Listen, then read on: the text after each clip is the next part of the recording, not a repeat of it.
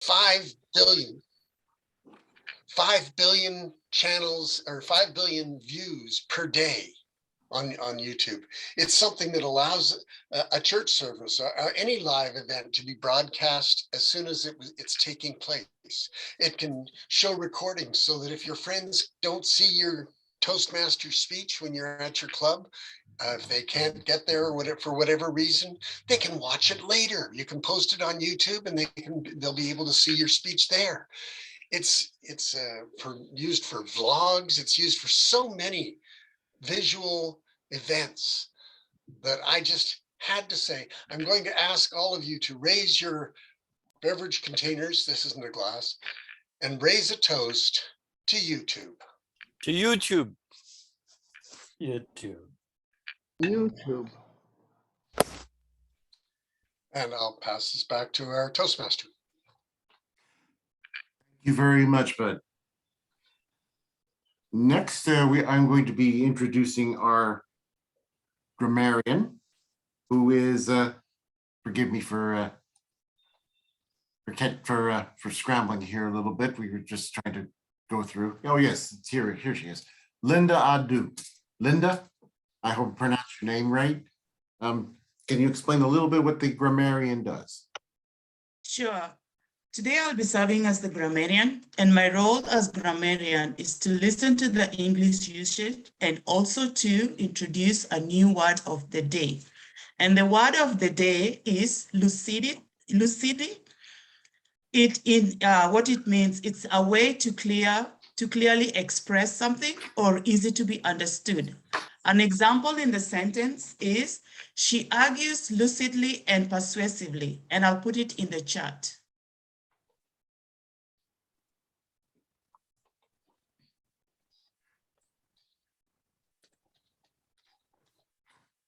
Thank you very much, Linda. It's lucid. It's can you pronounce the word of the day again, please? Lucidly. It's Lucidly. So I'll put it in the chat. That's okay. What we hope to do today is that we get to express ourselves with lucidity during our meetings. And good luck, everyone, in expressing your lucid thoughts while we're on the meeting. Okay, next is I'm going to introduce our timer, who happens to be Brahm. Brahm, can you please go over the role of the timer?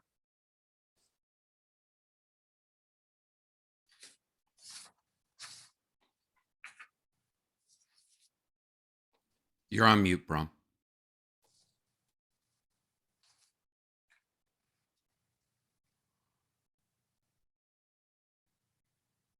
Still on mute.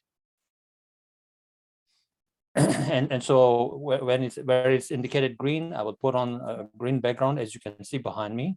When it says yellow, I'll put on the yellow background behind me, and red as indicated. For Vinod's speech, he has a special request for 8, 10, and 12 for green, yellow, and red, and that's how it'll be. Back to you, Mr. Toastmaster.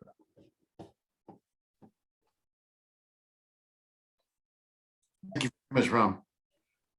Our first speaker is Vinod Panicker, who will be presenting from the Effective Coaching Path, Understanding Your Leadership Style. And he's going to share some aspect of a chosen leadership style in his speech titled Your Next Challenge. So let's all give a hand for Vinod Panicker. Your next challenge, Vinod Panicker.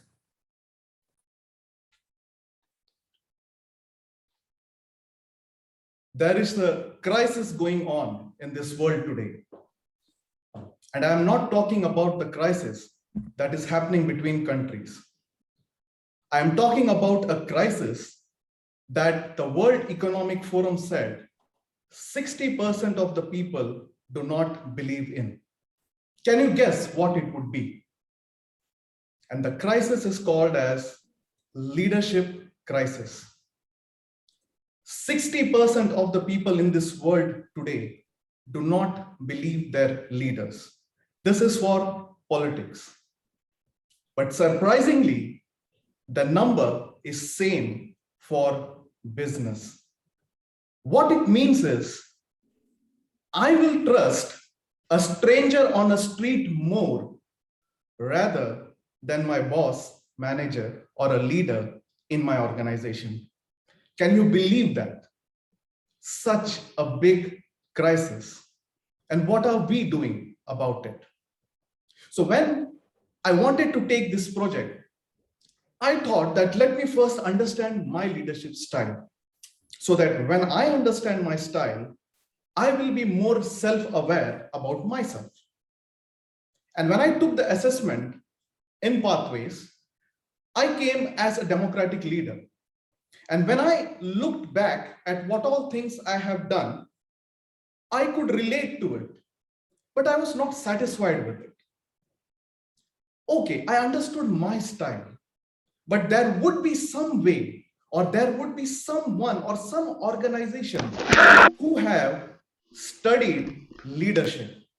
And I started my chase to study leadership. And I came across a lot of leadership materials, all research materials. But there was one research, there is one book that John Maxwell also says, if you have to ever read a leadership book, it should be this one. And that book is called as The Leadership Challenge by James Kozes and Barry Posner. And I will tell you why. In 1987, they first published this research in the form of book. In 2017, they published the 5th edition of this book. During this course, more than 5 million people were surveyed. More than 5 million people. And these surveys include 360 degrees surveys, very comprehensive research. And I believe we do not have to reinvent the wheel. These are the people who have dedicated their life to only one subject, leadership. And what did they came, or what was the final result for this?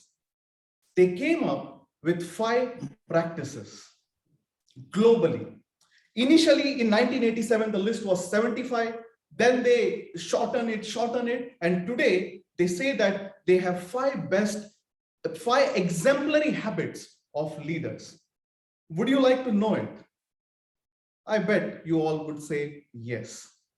So I am going to share the 5 exemplary habits and tell you how it has also affected me, because I believe when you learn something, you need to analyze it.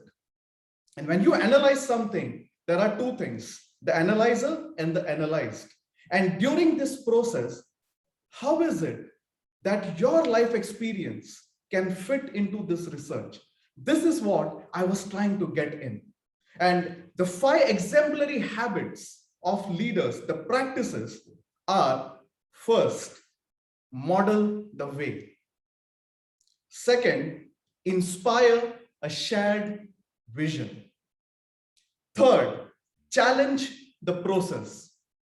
Fourth, encourage the heart and enable others to take action. These are the 5 points. Now, personally, in Toastmasters from last 1 year, I do not use PowerPoint because I believe the power is in your point. So I try to picture the words or make an image in the mind. And that is what my journey has been from past 1 year in Toastmasters. The first practice, model the way. A simple example, today morning, I went to walk with my 4-year-old son. And while we were walking, we saw some people playing cricket. And I told, son, let's watch cricket. What do you say? He said, yes. So I stood like this and folded my hands in this way. Immediately, my son looked at me and did the same. We all have learned by modeling as a child, but we forget that even as adults, we do the same. Think about the 3 people in your life who had the most influence. in your life as on date. It can be from family, it can be from business, anybody who has worked with you or anybody whom you have been with. Think about it. Who are these people who have influenced you? Now think about it. Whoever has been that influence, you have taken something from them, right? So when you are writing that list, I will ask you this question. Whose list would you be like to be on? And what is the behaviors that you would like to show them as a leader that this is how you should conduct yourself? In Toastmasters, I will give you a quick example of how my mentor had helped me and showed me the way. When I became a VP membership in 2016, I was fully charged up. My profession is sales, so I love to talk to people. But there was one problem. I was a bit introvert and shy, especially when it came to ladies. So here is a meeting and my mentor observed this. And one day, when she saw there were a lot of guests, she literally held my hand, took me to the guest and told, Vinod, talk. I am here with you. You start talking. And that is how I started to muster that courage and started talking. And for 3 meetings, like almost 2 months, she used to do that. But then she used to say that now I have to make sure that you don't talk too much and I have to pull you back. Now that was the effect of looking at a model and learning the way that she taught me how to do it. The second is inspire a shared vision.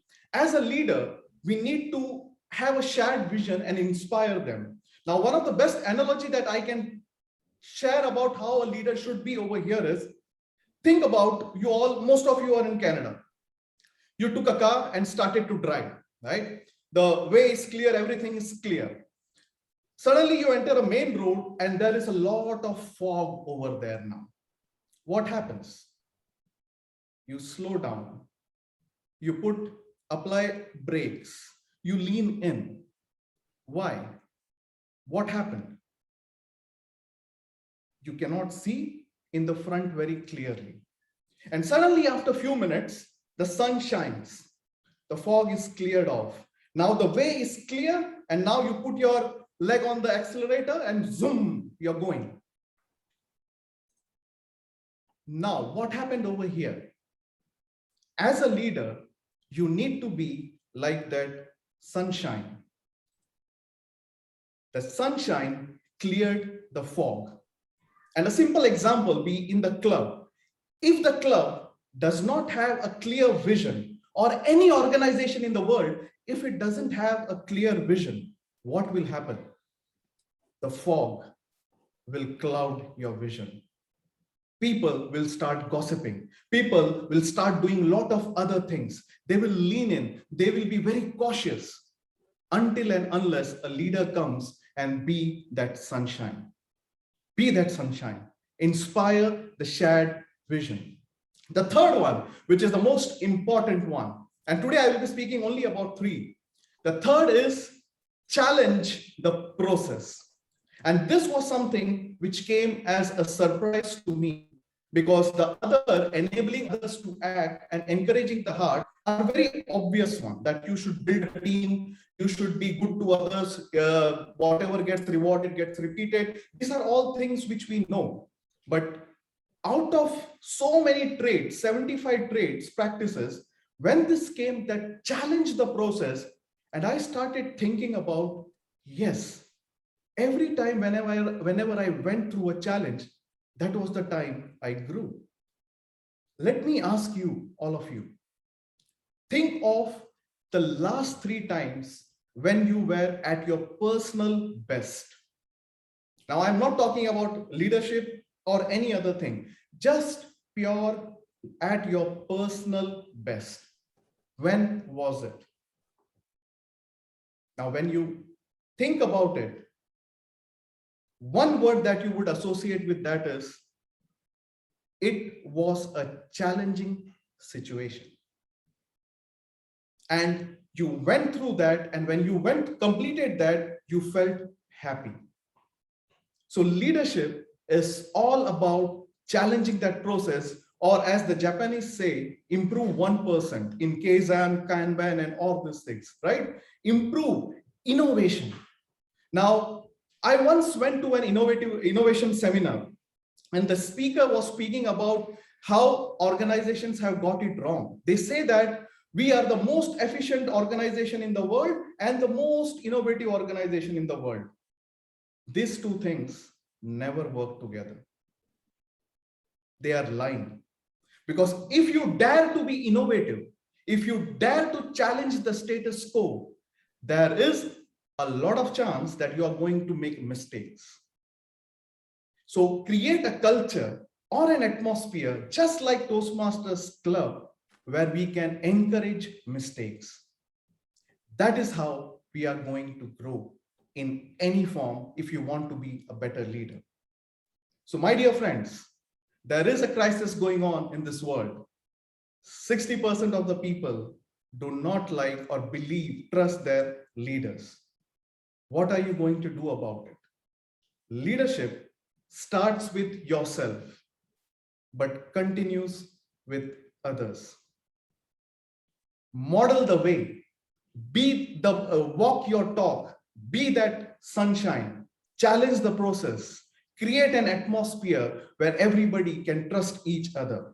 And if you can do that, I can guarantee you that the research that has been conducted over 30 years, 5 million people, we can actually leverage that.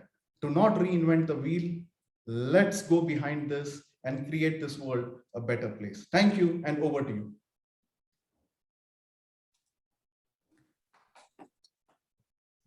Thank you so very much, Vinod. I don't have a list of an evaluator for Vinod's speech. Do we have an evaluator for Yeah, his?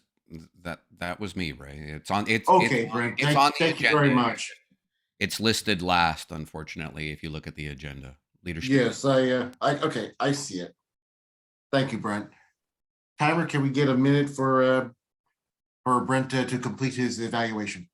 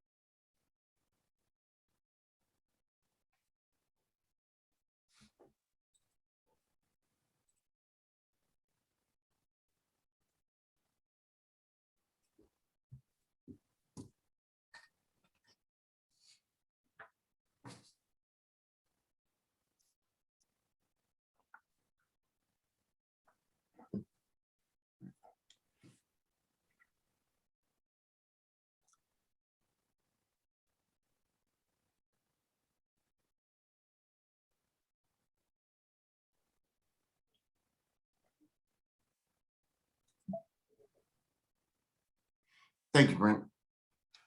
Our next speaker is Nikhita Winkler, who will be presenting her second speech from the Evaluation and Feedback Project. She will be incorporating the feedback that she received from the first time that she gave her speech. And now she'll be presenting that with the feedback into her speech titled Perspectives of a Box. So let's welcome Nikhita Winkler, Perspective of a Box, Perspectives of a Box, Nikhita Winkler.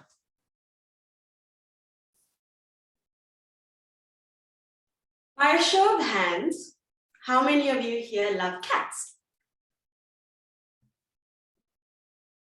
Great. And if you don't love cats, don't worry, this is not going to be about cats. But if you do love cats, did you know that cats love boxes? I found this out about less than a year ago. And it happened this way. We bought a lovely bed for my cat, and it never stepped into it. And then one day we left an Amazon box on the floor, and guess what? He stepped into it and he stayed there. And I asked my husband, but why do cats love boxes? Well, they love the box because it provides comfort and security for them. And it's a lovely hiding spot where they can, surprise their prey. So I thought, is this where the saying comes from? Think outside of the box. Think out of your comfort zone. Not quite. I happened to do more research and I found that this catchphrase comes from the 1970s from a creative study that was done by a psychologist called Guilford. Basically, he asked his participants to draw a line that connects 9 dots that were on a page. 1, 2, 3, 1, 2, 3, 1, 2, 3.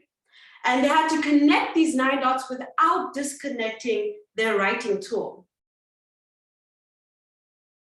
The article I read says 80% of participants kept thinking within the limitations, within the box of these 9 dots.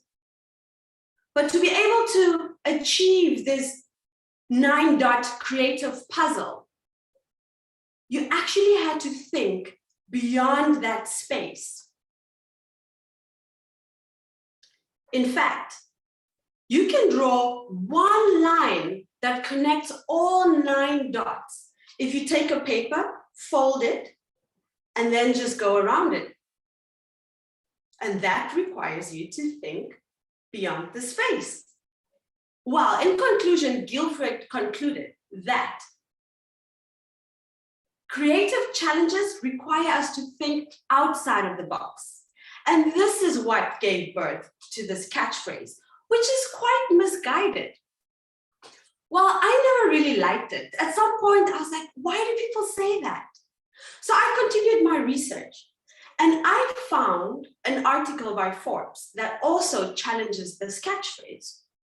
Well, they say to think innovatively and creatively, we have to think without boxes. There should be no boxes to start with. But we grew up with boxed ideas and concepts. We live in a world of boxed ideas and with boxes all around us. We can't just imagine that there are no boxes. So this article by Forbes continues to suggest, well, then set the box on fire. Burn it, because when you burn it, you have no comfort zone. You have no backup to go back to. I don't quite like that perspective because I like boxes. I'm a dancer. As dancers, we are given boxes to challenge us creatively. And I look at myself and I say, but I am a box. The box is me. I have a boxed hand with boundaries. And in this hand, there is a very unique fingerprint that no one, as scientists say, in the history of humans have but me. So how? Within boxes, there are many possibilities. There's so much we can find within the box. And then I continued my research. And I found this author called Drew Boyd. And he wrote the book Inside the Box. So unlike my perspective, Drew adds with his perspective that doesn't have to do with thinking within the human body. But in fact, he says, there have been years of proven patterns that work, systems that work. We need to take from these patterns and systems that have been successful, and we need to think within that. And so I think, have you seen the magical body of a woman that stretches when she's pregnant? It's so incredible how far a woman's body can stretch. Well, anybody. And so I thought, we need to think inside the box and stretch the box. And this is how we can continue to expand our creative ideas. Not by thinking outside of the box. So my cat, Drew Boyd, and myself, we invite you not to think outside of the box, but instead, if you want to burn the box, let it be a box that doesn't serve you, that doesn't work. But rather, we invite you to think inside the box and to stretch your comfort zone. Thank you.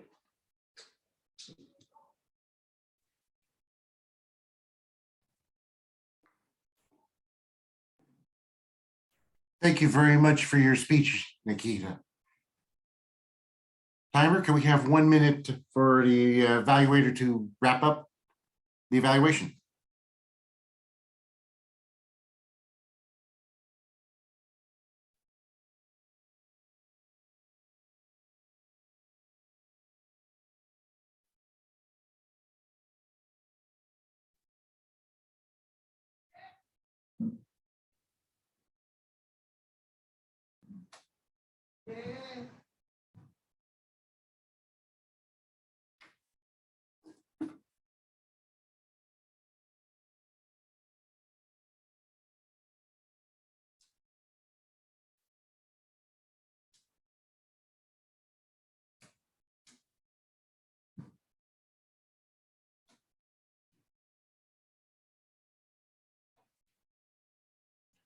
Brahm, do you know if a minute has passed?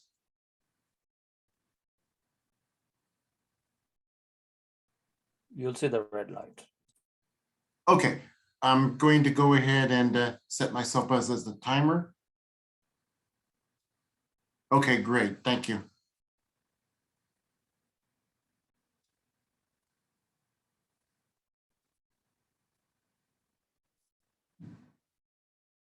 All right. Our next speaker, he almost doesn't need any introduction, but I'll give him one anyway. He will be presenting from the Innovative Planning Path, Understanding Your Leadership Style. He's going to share some aspect of a chosen leadership style.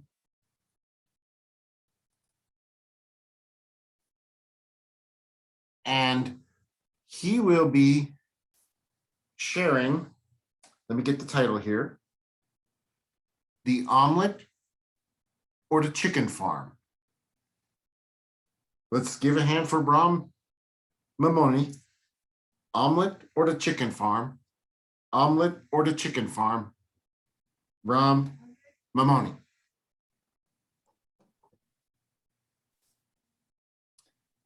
Thank you, Mr. Toastmaster, fellow Toastmasters. Welcome, guests.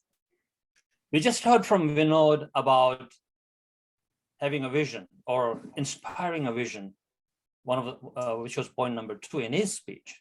And I'm going to talk about how a vision really helps us. Let me tell you a story. And I know Vinod loves stories. So this is for you, Vinod. There was a farmer once upon a time, sometime long time ago. And he was a very lucid farmer. He thought very lucidly, and he was getting older, and he had 2 sons, and they'd grown up. He said to himself, I wonder who will take over this farm, or what's going to happen to my sons and everything that I've taught them. What will they do? He was trying to inspire a vision, right? Or he thought he had inspired a vision. So he wanted to set up a test.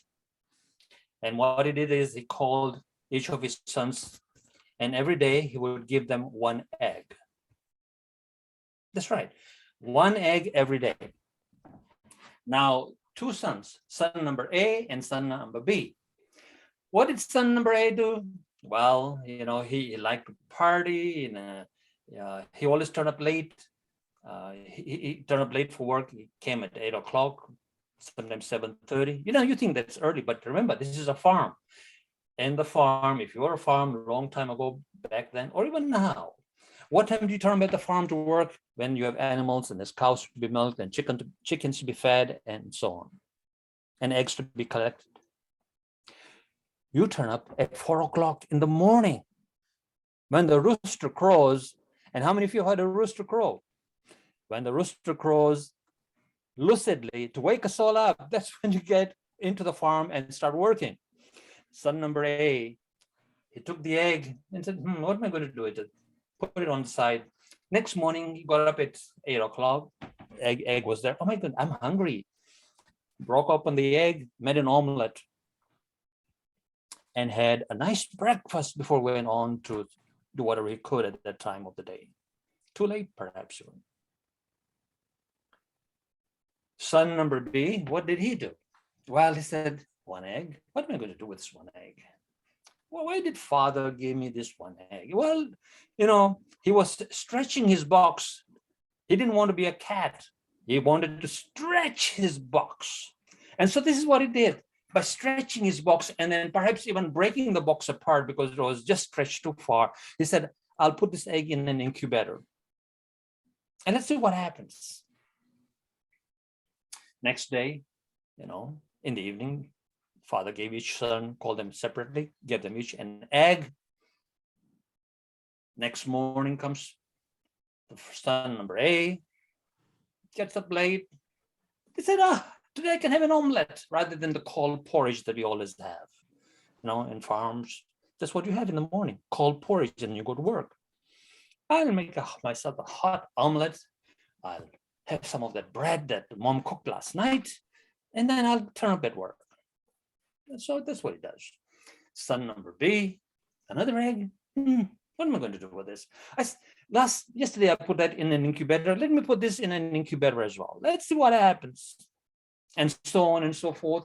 For the next 21 days, they each got an egg. One had an omelet. The other one, I was putting it in the incubator. And guess what happens if you were working on a farm? You know what an incubator is. If the hen isn't sitting on the egg, they put it in an incubator and it incubates and the egg hatches. And so it is like a vision, That is what the vision does to you. Let me explain. When the eggs hatched, he had 21 chickens. And then what did he do? Well, he grew them and he fed them. And they started to have eggs. And he started to grow those, and it became bigger and bigger and bigger. And it became a separate chicken farm that the father had to give him more land on the side to run a big, huge chicken farm, and became prosperous because that's what a vision does to you. He had a vision of some sort. He didn't want to sort of believe in that box. He said, let me try something. Let me test something. Let me see what would happen. He dared to think differently rather than eat an omelette every day. Now, if you're eating an omelette every day as a Toastmaster, which means, sometimes you turn up at the meeting, sometimes you don't turn up at the meeting, you cancel your meeting at the last minute. It's like that, having an omelette every day, right? And because we don't really have a vision as to why we are in Toastmasters, we tend to forget. When we first began in Toastmasters, we all had this great vision that, okay, I want to learn to speak with confidence. I want to learn to be able to inspire and persuade and communicate well and speak with conviction and confidence. And that's why we came here. But that is always sometimes forgotten. And then there are those that will remember that vision that they had. So why did I join Toastmasters? They are like son number B. They put that egg in the incubator. They sort of nurture their vision. They turn up every day. Every week at Toastmasters, they prepare, they plan, they prepare, and then they practice, and then they come and deliver their speech or their role or whatever it is. And so it is not only in Toastmasters, but anywhere in any organization, like the Leadership Challenge, the book, those 2 authors that when they did the research for over 300,000 people. Back in 1987, when they wrote that book, all right, it was very apparent that walk the talk, right, and have a vision, challenge the way status quo, break the status quo. And as we heard, expand your box. No, don't be like a cat. Expand your box. Have a vision. Why are you here? Where does the vision going to take you? Do you know the direction of your life? Because making goals is of no use if you don't know the direction that you're going. The direction is the vision that you're going to go. You want to create a chicken farm, not eat an omelette for 21 days and then you go back to eating cold porridge. You don't want to eat the cold porridge. You want to be a Toastmaster who can speak effectively, who can run a huge chicken farm, because that needs confidence and conviction that you are able to do that. When you start out, you don't know that, but you will as you progress when you have that vision. With that, ladies and gentlemen, I hope that was a great lesson for you. Vinod, I hope I did some justice to your speech by incorporating that in there here. Back to you, Mr. Toastmaster. Thank you very much.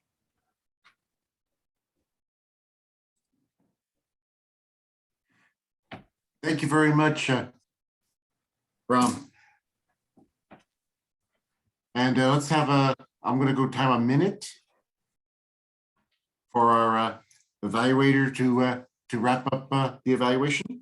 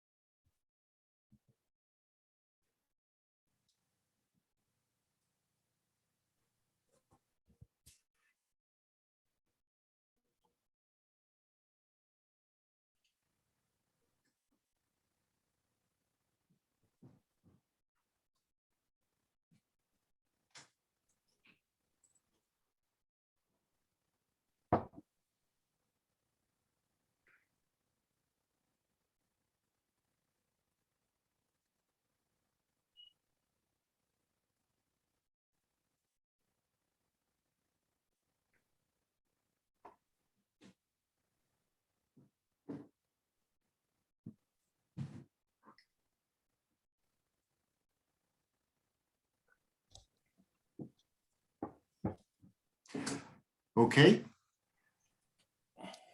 I'm going to go back to my beach scene. And I will turn this over to Brahm.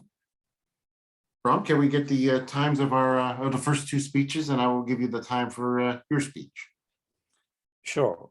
Vinod was 12 minutes and 25 seconds. Nikhita was 6 minutes and 58 seconds.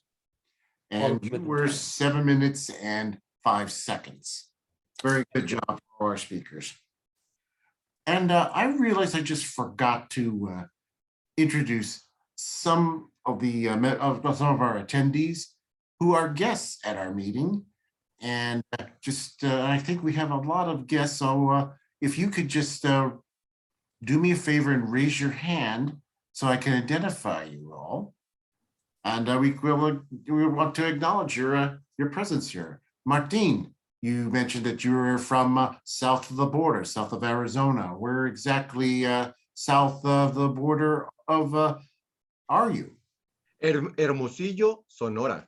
And look, he raised also the rooster. It was called the place where the civilization ends and start the grilled meat. We have excellent grilled meat, but not only grilled meat, we can also eat chicken. And I live 4 hours from the border. We have the Gulf of California that is called the Aquarium of the World by Jacques Cousteau. It was really nice. Now it had some pollution, but it's really nice. You can swim here, do a scuba diving, or if you don't like the sea, you can go to the small mountains, do the hills, and go hiking. You can go horse riding. You can do many things, but that it will be other time when I will tell you about that. But because this is my time, lucidly, I hope that I will speak learning from you. Back to you. Oh, muchísimas gracias. Thank you very much, Martin, for sharing us a little bit about the Hermosillo, Mexico. And do we have any other guests here today that I would like who are visiting us today? Can you identify yourselves? Elizabeth Jordan.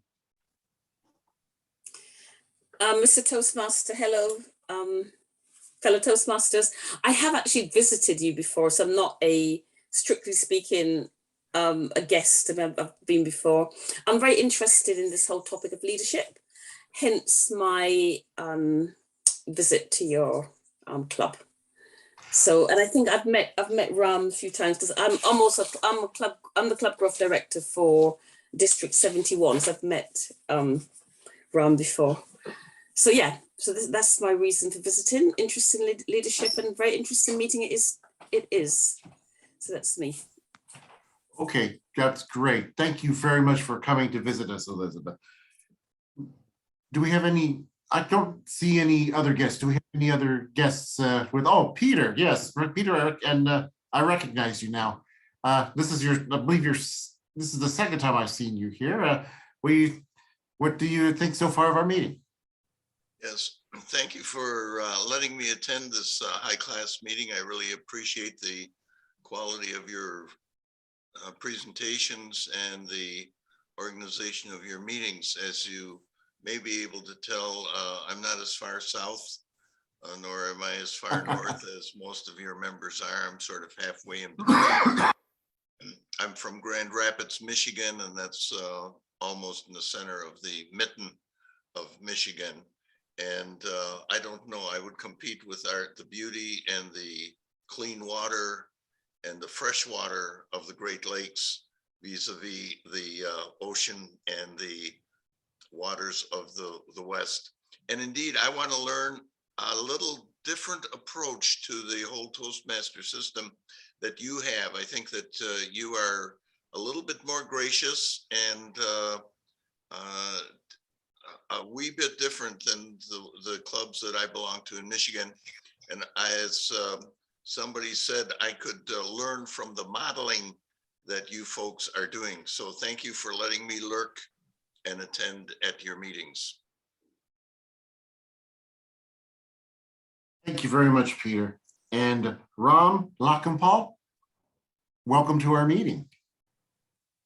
Good morning, and thank you, Mr. Toastmaster. It's a pleasure in coming to this meeting, not only now, but when I first attended this meeting, I really got excited when I left. There were a lot of takeaways from the meetings whenever I were to attend to this. And I wasn't going to miss it today either, despite the long weekend. I said, I'm going to come and have a look. What am I going to take away? And there's plenty, and there's always is. There's an array of experience in here, people with so much to offer for those that want to take away good things and then give back as well. Those are some of the things that I see each and every week, the past 3 weeks, and I've been attending regularly, and I hope to come back. I'm not far away. I'm Richmond Hill, not in some overseas country, so I'm just around the corner. And it's a pleasure being in here.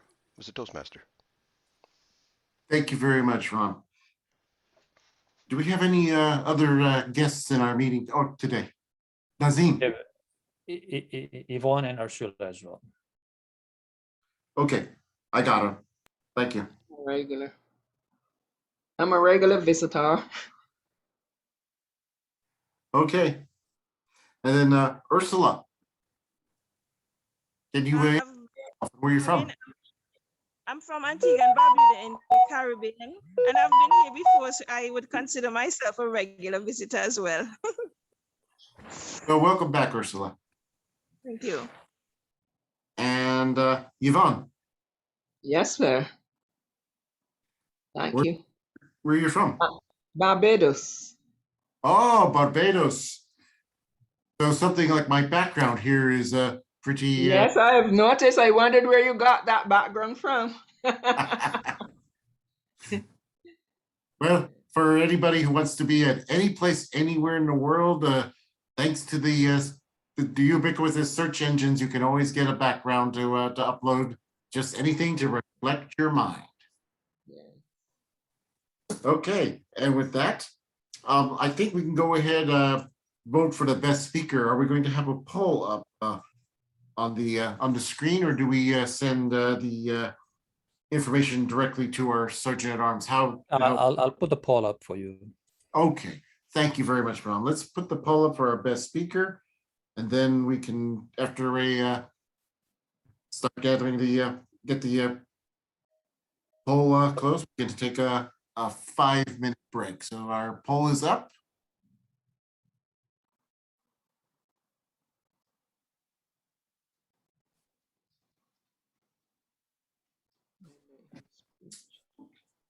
Thank you, Brahm, for putting up the poll. Let me know when we all had our all the votes are in.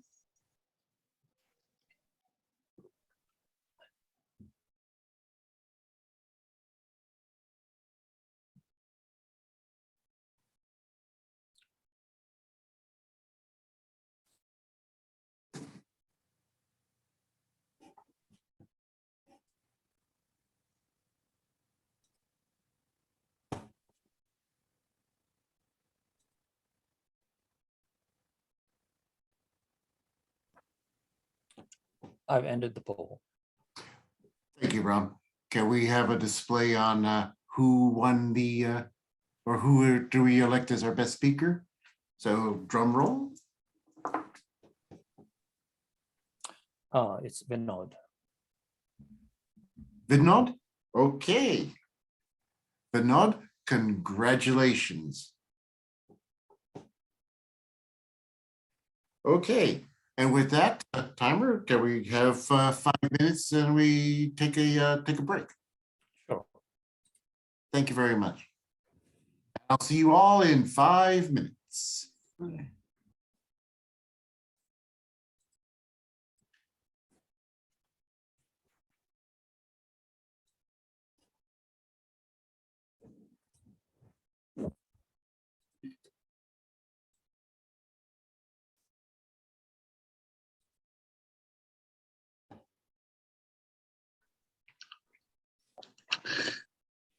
Hi, Brahm. Looks like I missed something good.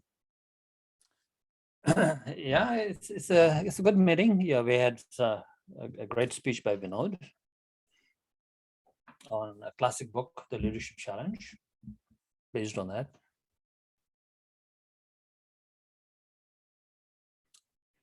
And we have all these people from the Caribbean coming here, right? They don't like the sunshine, they like the cold. It's 1 degree here. Yeah. I think it's because of Ray. Ray's got that palm tree behind him. The education. You know, I always trip up over the word Caribbean.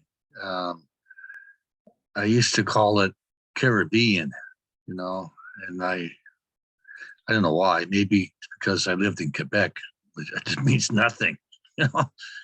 So it's Caribbean, not Caribbean. Yeah, yeah. So where you put the accent. Yeah, you know, yeah. Both are correct. But I it always, depends on where you put your accent. yeah, I always Yeah, struggle with that. Yeah. Right. Not just that word, there's other words too, but that one in particular. So it's Caribbean. All right. Caribbean as well. Well, that's what I used to pronounce it that way, Oh. Caribbean. Yeah.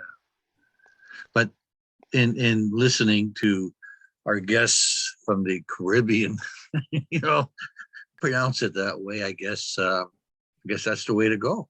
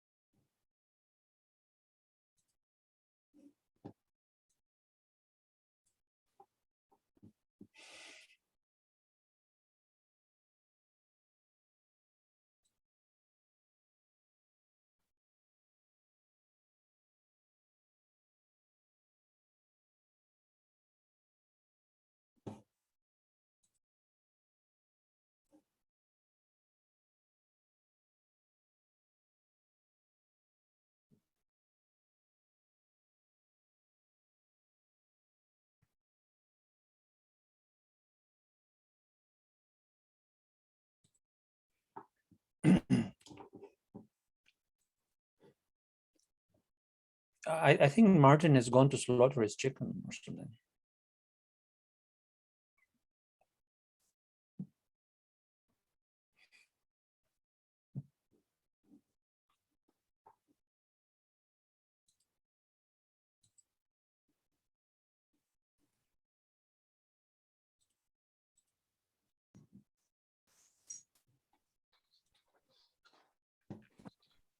Well, we're a quiet bunch for Toastmasters. Well, I'm trying to understand the word of the day. I see over Brahm's shoulder. Lucidly. Lucidly. Apparently, the definition isn't very lucid for you. I can't read what I'm guessing that lucidly means very crystal clear, sort of. Yeah. Yeah. Okay. In a way that is clearly expressed and easy to understand. Mr. Toastmaster, time. Thank you very much, Brahm. You may have noticed that I raised my hand when I was timing Brahm's speech, and this was something that I actually learned at a speech contest. For those who are in a timer's role, one idea, if you could, is to have the timer have the hand raised, because that will pin the timing screen to the upper left-hand corner, so that when a speaker needs to keep an eye on the timing lights, they can see it easily, as opposed to just interrupting their speech and trying to find the timer. So it's an idea that you might incorporate at any Toastmasters meeting if you find yourself as a timer. It's just one idea to use. And with that, I will. Yes, the time is to continue our meeting. So please welcome back our Toastmaster, Rivero. Thank you very much, Mariana. We went through our prepared speeches portion of our meeting, and now we are going to go through our impromptu, think on our feet type of portion of our meeting. And with that, I'm going to introduce Jenna, who will go through and explain the role of the table topics master, and start picking, either asking for volunteers or volunteering volunteers. So Jaya, can you please go ahead and take over the role of the table topics master, please? Good evening, friends and fellow Toastmasters. Are you ready for a roller coaster ride along with me for the table topics session? It's nice to meet you all after a 5 minutes break, but still, can we stretch a little bit before we move on to the table topics?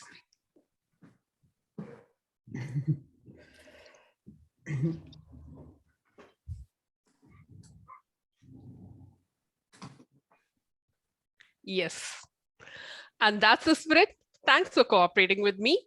And since everybody are the Toastmasters, I want you all to volunteer for the table topics. And we all know this is an impromptu speaking session where you will be given a topic to speak, and a minimum of 60 seconds is qualified for voting. 1 hour 30 seconds, the yellow card will be shown, and by the end of 2 minutes, you need to wrap up, and a 30 seconds of grace period will be given for you. And with that, today, I have a list of table topics based upon the successful leadership traits. Let me see who's going to volunteer as speaker number 1. Yes, Toastmaster Brahm. Here is your topic. Leaders become great not because of their power, but because of their ability to empower others. Leaders become great not because of their power, because of their ability to empower others. Toastmaster Brahm, the screen is all yours. Yes, all right then. I'm going to try and put this as lucidly as I possibly can.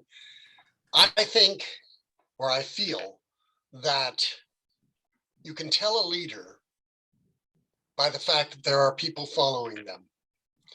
And that sounds That sounds a little obvious, but it is true. There are a lot of people out there who are leaders or have the title leader, but they don't have any followers. The only people who are following them are people they're dragging along behind them. When you empower people, when you give people the ability to do what you want them to do, then you are a true leader. This is somebody who takes the time to find out what his followers need, what they want, what they're trying to achieve. And then he helps them to connect what they look for, what they want to achieve, what they're trying to do, helps them to connect that to what the leader wants to see done.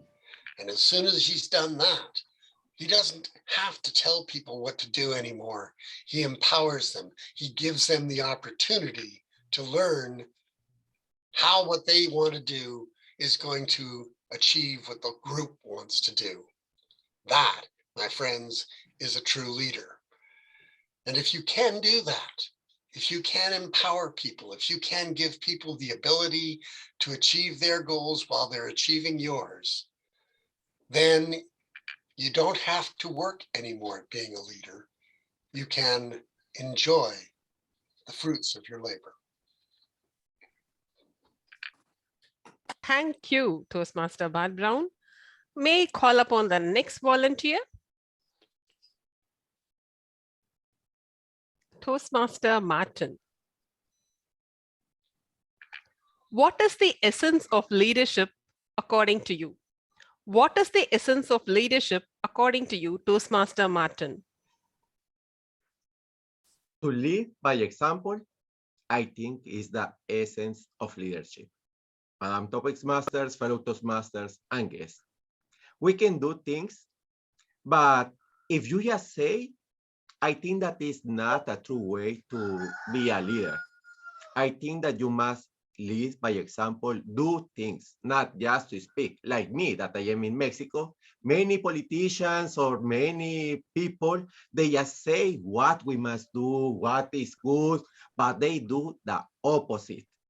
I think that we must do it by ourselves, and people just watching us, they are going to learn. Maybe if we took advantage of the rooster, you are going to say, hey, raise your voice, wake up, and do things. Not just being sleeping, wake up. For example, with me, it's just 7:34 a.m. in the morning. I have 3 hours less than you. That's why I didn't shave and all that. But I'm here learning with you, trying to be lucidly and improve my English also. But if we lead by example, all people, or not all, but little by little, other people is going to be changing.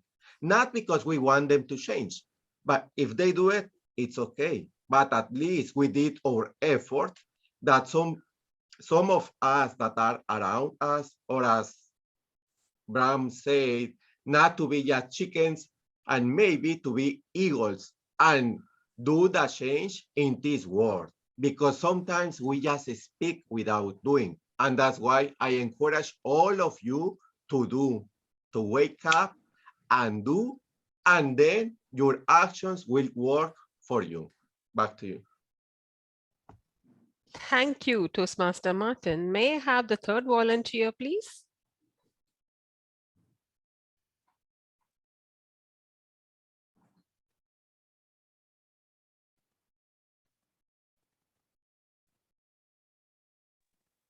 Can I speak? Yeah, sure. Who's that? Yeah, this is Panicker from India.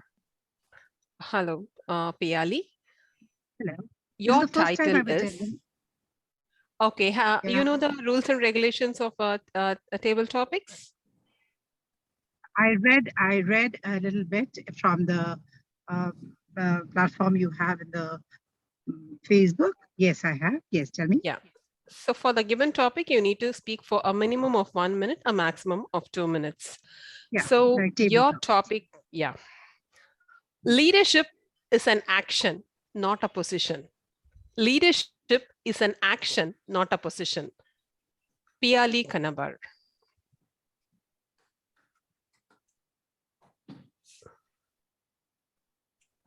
very well said that leadership is an action and not a position. A position is a place, a chair, a authority, something. But leadership in itself can never be a position from where you can call upon the rain and you can make people work.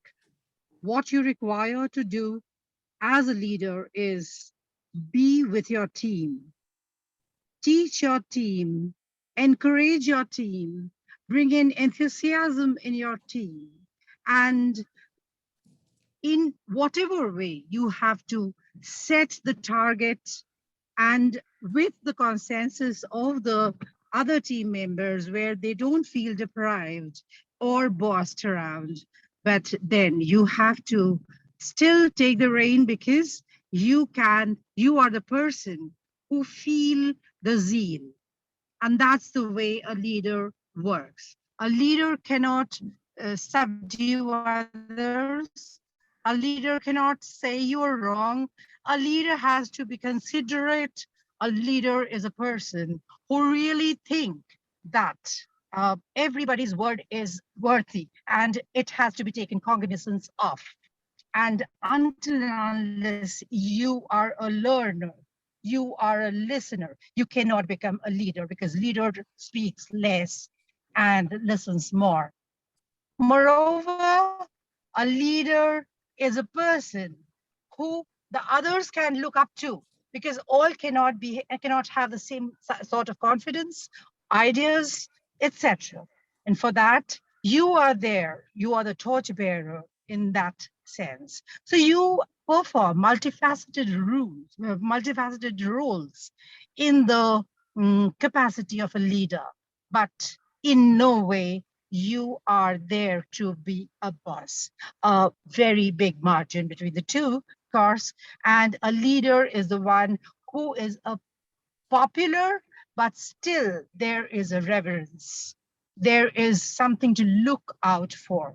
And that is what a leader is. That is what I believe. Thank you. Thank you. May I call upon distinguished Toastmaster Tony, the next speaker? Okay, my pleasure. Thank you. Leadership is the capacity to translate vision into reality. Leadership is the capacity to translate vision into reality. Distinguished Toastmaster Tony. Okay. Thank you, Table Topics Master. My first thought is of a historic moment in Europe. There's many, of course, but this one hits me as timely. The solidarity movement in Poland started at a shipyard workers dispute when thousands of Polish workers were protesting against something, to do with the Soviet Union. And it was an unauthorized meeting, but there was thousands and thousands of them. And I remember being struck by the leadership of this one man, who jumped on top of a car and started to speak, just impromptu, just like what I'm trying to do right now. And he said a few words, and he talked about a vision, about solidarity, and it spread like wildfire. And of course, I'm talking about Lech Walesa, who, became a Nobel Peace Prize winner and Polish president, and helped lead Poland into a new era. He had a vision, people working together for a common cause. And to just, to be supposedly an ordinary person, like we all are, and to say a few words of a vision that turned into action, that changed the future of not just the people there, but the entire country. That to me is one of many examples of these, of how a person can take vision and turn it into action. Thank you, Table Topics Master. Thank you, distinguished Toastmaster Tony. May I call upon guest Ram?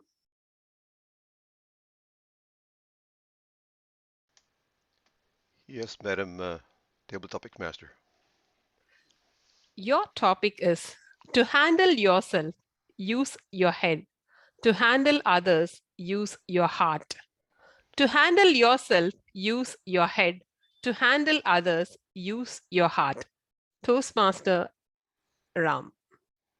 Madam Table Topic Master, there's a variety of things that you mentioned there. And to keep that all in my head and to be able to speak about that is going to be challenging. So I'm going to pick on a few things. The word itself, a leader, implies that a leader will lead the way by example. The leader will also not only supervise well, but have the articulateness of saying that this is the way it would be best to do it. You're not the boss. You are a coordinator. But also believe from your heart that this is what is going to make everybody successful, the entire team. You are the leader, you're responsible. You're responsible for the best outcome of it. And also, you're also responsible in ensuring that the other people as well are credited. You always give credit where it's due. In so doing, you find that we grow collectively as a team. I find that leaders don't criticize anyone, but rather use diplomacy in handling situations in a very, very gingerly manner, a manner in which it translates into better things for the entire team, not for the immediate goal, for the future as well. And then you'll find the project moving forward much better, more successful, because that's what you believed in your heart. That is what you felt is best for the team to succeed in moving forward in not only this project, for the future as well, in bringing everybody together, in making things move forward. Back to you, Madam TTM. Thank you, Toastmaster Ram. Timer would like to know how many speakers more we can call.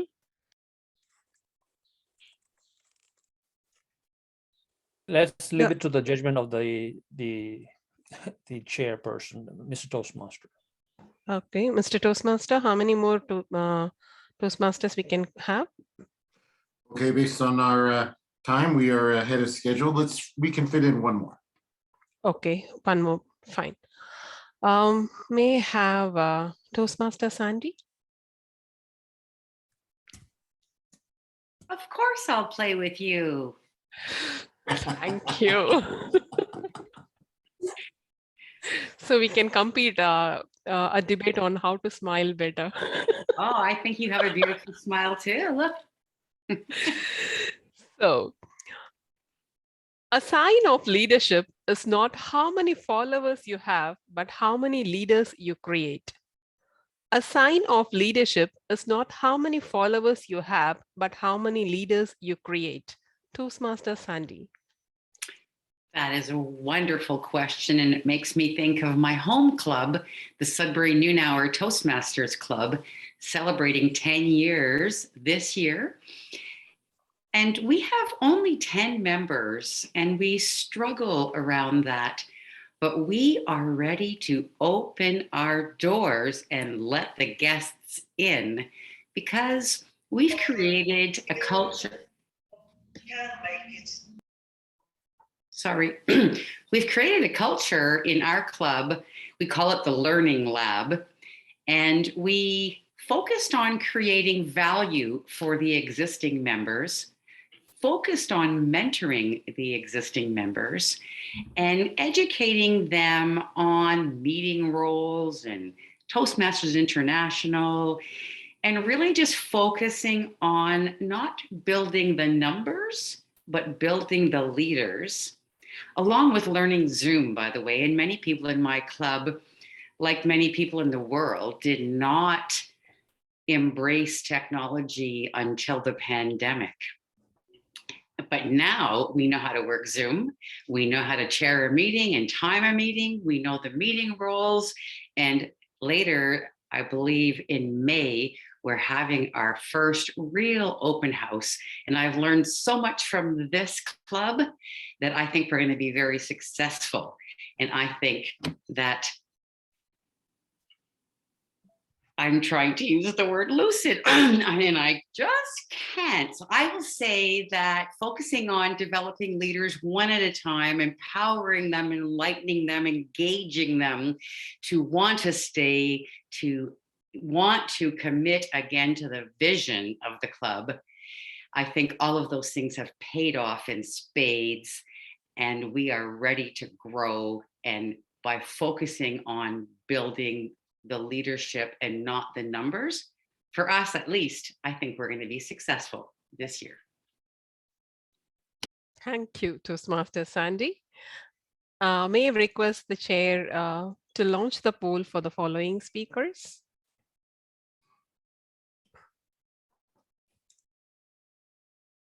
Table topic speakers.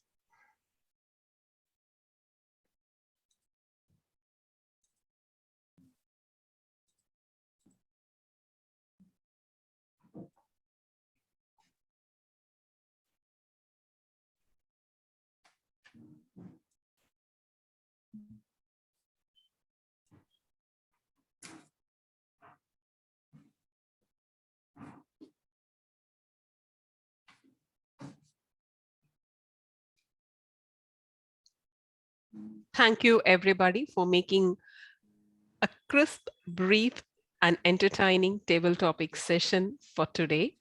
Back to you, Mr. Toastmaster. Thank you very much, Jaya.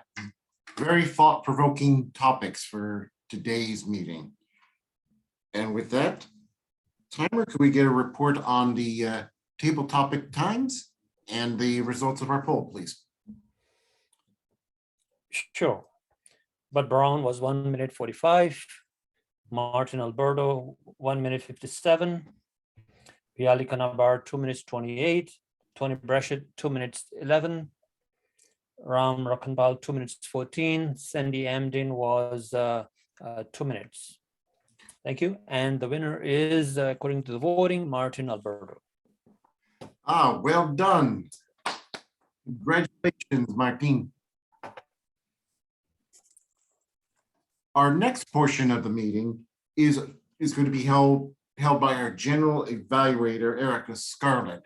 This is the portion of the meeting where we evaluate not only the speakers for our prepared speeches, but also how the meeting went overall. So to further explain the role and to take over the meeting is Erica Scarlett. Erica, please take over.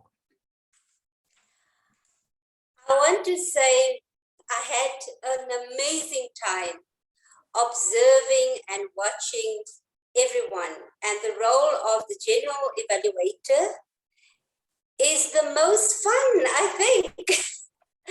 I can lucidly watch, observe, and now I'm going to give my, of course, I will also be responsible to evaluate the evaluators, and I find that fascinating because I'm curious to see or to observe the evaluators or the evaluation, to give feedback to such amazing speeches. I can't wait. So the first evaluator for our leadership speech or event will be Brent Pattinson, who will evaluate the speech that was prepared and delivered by Vinod Panicker. So go ahead, Brent, and let us know. Would you like to know what I believe to be the most universally core attribute of an effective leader? Would you? I think what I believe is it's the ability to communicate Lucidly. And today we got to hear a wonderful presentation, an extraordinary example of a lucidly delivered speech. Vinod did a marvelous job of communicating throughout his speech that he truly understood the content and the core messages of a book that he felt really helped him become a better leader.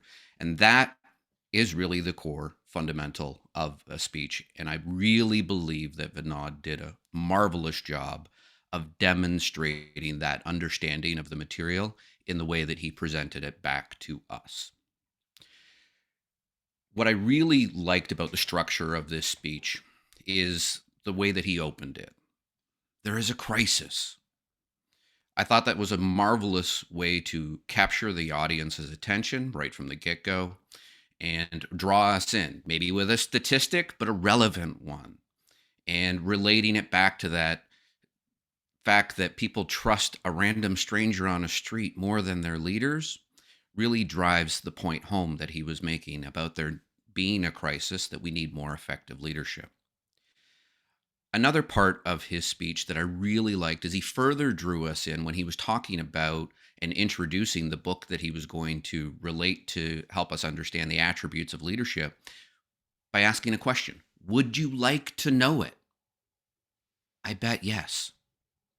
I thought that was marvelously done, and another way to really draw in the attention of the audience to the points that he was going to articulate.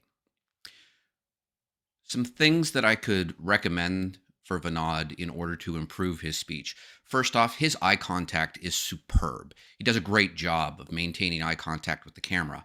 However, because he chose to stand, one thing that I would try to figure out a way to do is to elevate and raise the angle of the camera so that you could still be able to see him speaking at eye level. There was a little bit of a downward trajectory because I think the camera was probably not quite at eye level, whether that's a stack of books or a tripod, but get some way to make the camera eye level will only make that superb eye contact even more effective. One other small area of opportunity really came down to the use of pauses and the pacing of the speech. For example, when we talked about the authors of the book dedicating their life to one subject, a more effective pause right there, leadership, with another more effective pause there to really drive that point home. To really challenge yourself in your next speech, though, Vinod, what I really would have liked to see is a little stronger organization of time, still being able to draw in those wonderful personal stories. Because the thing I liked the most about your speech was the personal story that you demonstrated your understanding of modeling the way. But I wanted to see that incorporated in all of the 5 points of the book in order to make that point, in order to make the entire summary of the book more effective for us as an audience. I thought it was exemplary done throughout, and I can't wait to hear your understanding of the rest of those 5 points. Back to you, Madam General Evaluator. What can I say? Brent, you said exactly what I wanted to say in a fantastic way. Thank you so much. Our next evaluator who will evaluate Nikhita Winkler is Mary Lou Artson. Sorry, Mary Lou, if I No, that's fine. your name. Please go ahead. Thank you. Thank you, Nikhita. It was a pleasure evaluating you this morning. I just wanted to say you indicated you were working on improving your body language and use of tonal variety while maintaining a natural presentation to connect and engage with your audience. Like a good leader, you set your goals and you work towards delivering on them.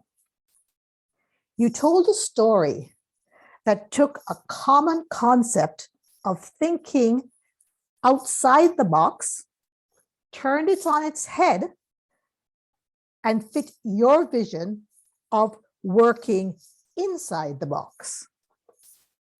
You used your person, yourself, to explain your vision.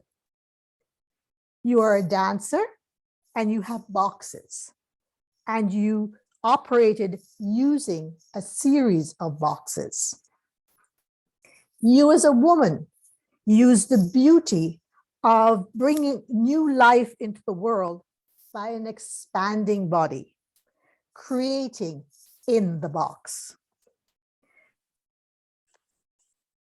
Use what you have, expand and grow. That was your message. Great hand movements. Because you're a dancer, you're able to use it because you went out and you came back in gracefully without, making ripples in the screen. During your speech, you used appropriate hand movements and changes in vocal variety to deliver your message. There wasn't too much over dramatization to detract from your delivery. You may have been stretching your own comfort zone in the delivery of this speech, so that's very good. I wasn't certain at all times that you were 100% comfortable with all these new things that you were trying out, because I get the sense that this is not your typical delivery method. My challenge to you is to truly find and see what works for you, because to be able to deliver with punch, but deliver naturally, is how you will model your message. Nikhita, thank you. Mr. General Evaluator. Thank you, Marilu. That was wonderfully presented. I have to ask though, Mr. Toastmaster, who will evaluate Brahm's speech, because I missed that. I'm sorry. That's okay. That's okay. I have Sandy down for the evaluation for Brahm's speech. It's a challenging role, but I'm sure she's up to it. Please go ahead, Sandy.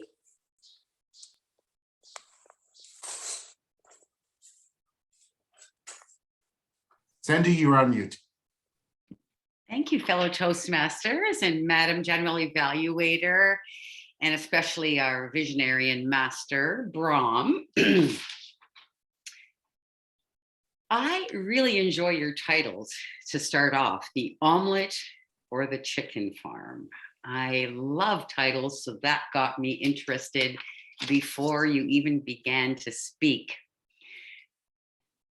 I was a little disappointed that you didn't use any technology, because I don't know any technology. So if I don't use any, that would not be surprising. But I just totally enjoy your technology, and you've used it every time. And that's all I want to say about that.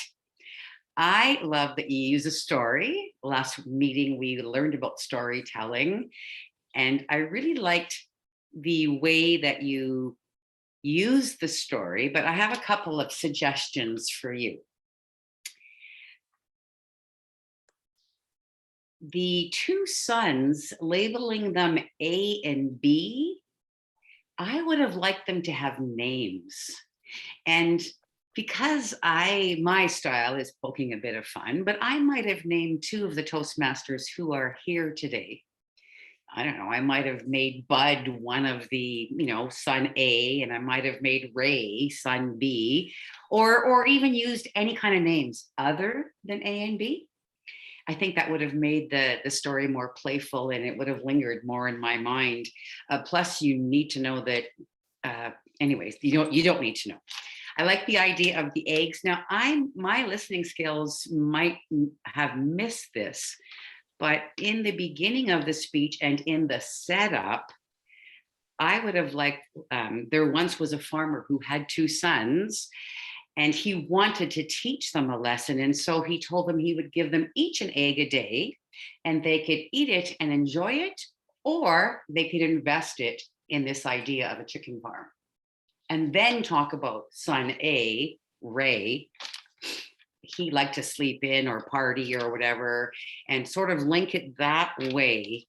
You have a lot of, you have so many skills, and I only have 2 minutes. One of the skills you use is you choose your words carefully, and you have a power and a gift of using alliteration. And in your speech, you use alliteration like plan and prepare and practice, or conviction and confidence. I felt like in part of the speech, you were, in the beginning, it was like a summary of the speakers rather than your own material using your alliteration. And although it is a technique that I love to use as well and learned here at Toastmasters to recap other people's speeches, I would have liked to see more of your content because you have so much of it. Madam General Evaluator. Oh, I think I have a tough task at hand, but let's see what happens. Our next, can we get the timing for the evaluators from Brahm? Brahm, if you can share with us the timing. Sure. The times are as follows: Brent Pattinson, 3 minutes 51, Mary Lou, 2 minutes 31, and Sandy Emden, 3 minutes and 17. Fabulous. Then if our grammarian can provide a report to us in a lucid way so that we can understand what that word is. May I launch the poll before that? Do you want me to launch the poll? Oh, okay. Yes, yes. Yes, please. Yes, please. Thank you. All right. There you go, it's on the screen.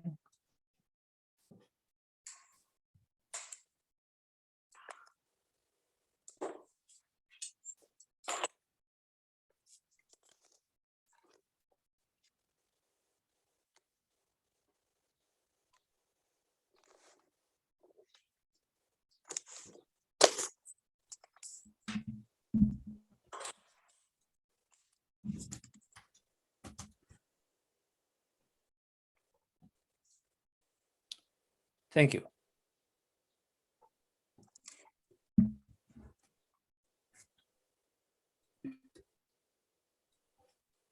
Please go ahead and announce the best evaluator to have the results. The best evaluator is Brent Pattinson. Thank you. Well done. I don't think anyone can compete with Brent. I'm terribly sorry to the rest of us.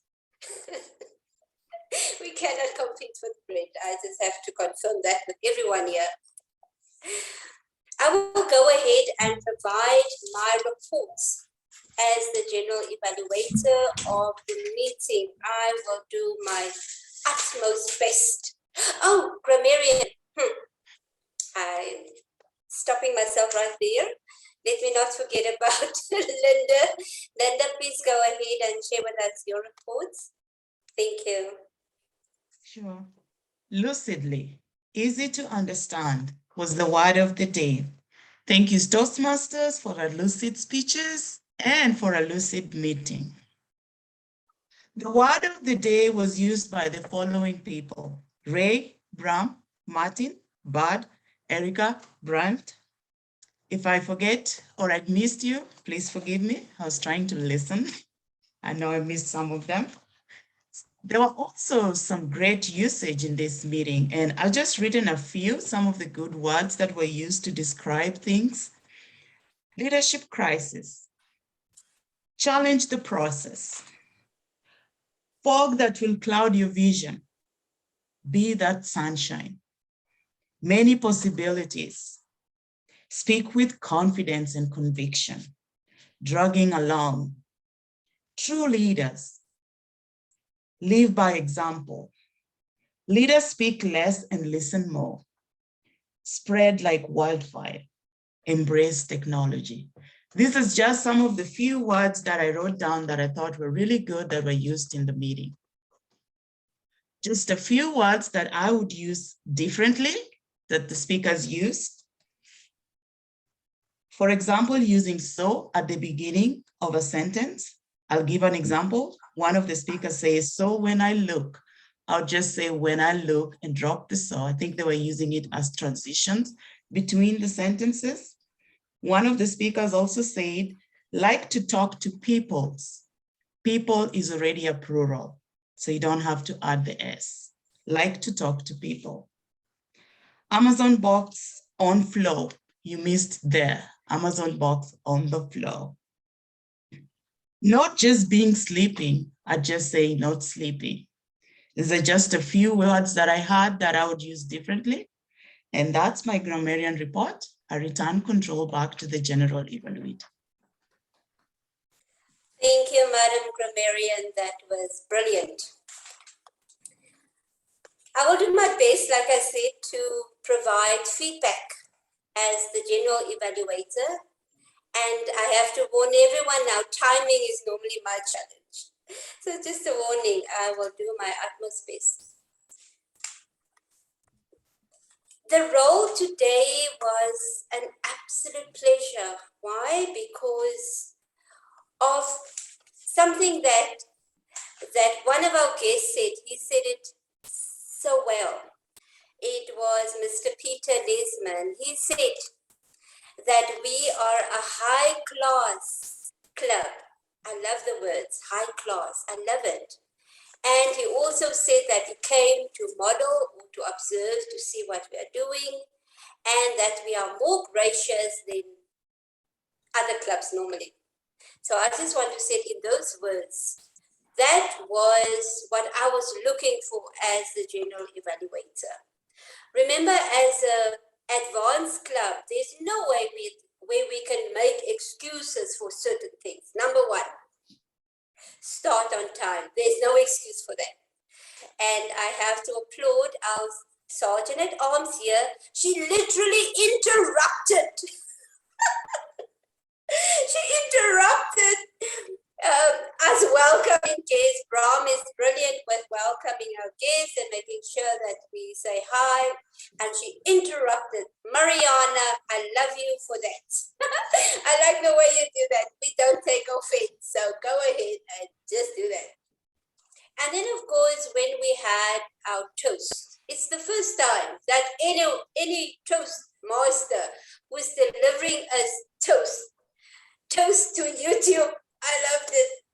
Thank you, Pat, for acknowledging the impact that, of course, social media has on our lives and online and the technology. And since we also want to promote technology, that was a great way of observing that in this time where we live in different countries, and we can literally, you can participate and you can observe and you can watch a video from anywhere in the world. And I thought that was relevant to our situation. But the highlight for me at every Leadership Speak meeting is our Leadership speech, that event. And I have to say today, I took so many notes, although I can watch the video, but I was so drawn into that speech. So well done to Vinod. It was really brilliantly delivered. All of us, we learned something from it. I like the data, the stats demonstrating, and also the clarity of which you have delivered your speech. Then an observation on our grammarian. The role of the grammarian is challenging for us, or for those who does not have the, so Linda today, she made a huge effort to say she will post the word of the day on the chat group, which is good, it's acceptable, but we have seen where most of the grammarians, they post it at the back where you can see it because we promote technology. But guess what happened? In the spirit of collaboration, Brahm then posted the word lucidly, and we were, so the synergy between the members, isn't that notable? Isn't that amazing that we can see that? So thank you for that. And not allowing one member to just leave them on our own. Our table topics master today had a very interesting observation. She said, we are going on a roller coaster ride. And I thought that is it. Nobody has ever said roller coaster ride. And because all Toastmasters, table topics masters would want to give you the impression it's the most fun part of the event. But great job to our table topics master. Excellent questions. And also the responses from our participants, people who participated. I have to say, I enjoyed our Toastmaster today. Ray looks so calm, collected, his background is at, some sort of island, and I guess he's just enjoying himself. So well done for synergy and creating the ambiance, because that is why we want. We want a seamless meeting. Part of the culture of Leadership Speak is for us to evaluate evaluators. And I'm biased, so I'll just put it out there. I'm very biased. I will compliment our evaluators constantly. So let me just see if I can find something. There's a perspective on feedback that I would like to see more often is, how did the speaker deliver their speech, and how can you provide feedback of what you observed, what you saw, what you felt, and what you experienced. And of course, I made a lot of notes even during the speech, as if I was evaluating the speakers. And then I wanted to listen. Did our evaluators also observe what I observed? Because we know that when you evaluate, it's just your opinion. It's your recommendation. But I want to say, brilliant feedback by Brent. I always love listening to him, because when he evaluates a speaker, I can learn from it as a participant, and also observing and listening to it. And I have to say, that one where you mentioned about elevating for the eye contact, on point, I like it. Marilu, you went straight to talking directly to Nikhita, and I wanted to feel included in that discussion. But I think today it was important for you to engage with the speaker and tell her exactly what you did well and what you can improve on. So well done in all of the observations and the comment that you said. But I would recommend that you include all of us so that we can also be part of that experience. And then Sandy, why would the Toastmaster of the day always say it's tough to evaluate Brahm? Listen, Mr. Toastmaster of the day, you intimidate us when you say that. Brahm already intimidates us with his technology and his presentation. But well done, Sandy, for giving your true observation. You are brave and courageous, and I love that. And I'll stop now. Thank you. Mr. Toastmaster today. Thank you. Thank you very much, Erica, for your evaluation. And now we've come to our end of the meeting, but I wanted to say this, that we have a lot of guests today for our meeting. That's a great thing. And I want to turn this meeting over to them to just give a brief comment on what they think about our meeting. And I know I found a few thanks to the help of our members, and I think we had a couple of extra ones who joined in. So let me go and start with Martin, since I know he's a guest. And Brent, thank you very much for posting in chat our guest book. We definitely want to keep in touch. So Martin, what were your impressions of our meeting today? I really enjoyed your meeting, and table topics that they were focused on leadership. I think that they were really good. And also you are great speakers. You were a good Toastmasters. I really enjoyed it. And my first club was in Canada, in Winnipeg. Long time ago. I just returned into Toastmasters 2 years ago, but I will return with you. But I am in other clubs, but other time I will be also your member. Back to you. Yes. And don't forget to bring your rooster the next time you come visit us. Next, Peter, I know you're a return visitor. How was your experience today? I think my experience with the club is getting better and better. Whether you're improving or whether I'm just being more sensitive to the high quality of this club. So as I said, it's improving.